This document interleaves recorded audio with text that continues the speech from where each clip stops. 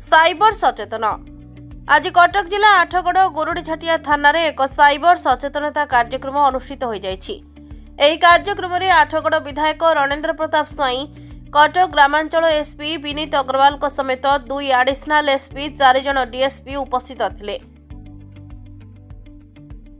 छात्र छात्रीगण एवं आम नौबेड़ार मुरबी एवं नेतृमंडली मु समस्त को आजिकार साइबर सेफ्टी कैंपेन जो कार्यक्रम आम निर्वाचन मंडली गोरुड़ीझाटिया सर्वपुरातन थाना रे आरंभ होइछि।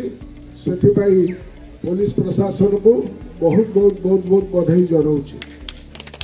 गत अक्टोबर मास 18 तारिख रे जिला तरफ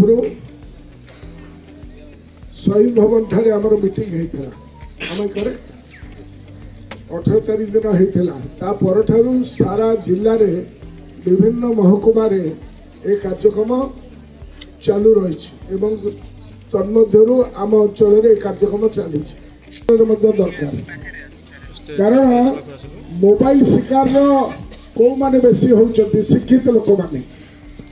आम राज्य में जड़े कुलपति 14 लाख टका हरई बसिले। कुलपति तो बहुत पाठ साठुआ शिक्षित लोक। बॉम्बे गोटे दंपति 56 कोटी टका हरई बसिले।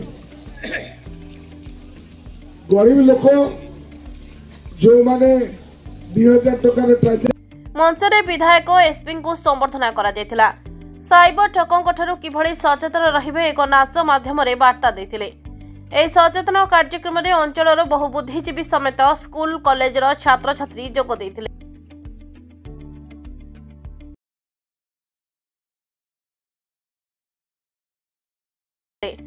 गोरुड़ीझाटिया थाना ठारू सचेतन रैली बाहरी श्री श्री धवलेश्वर महाविद्यालय ठारे कार्यक्रम समापन करा जायतिला।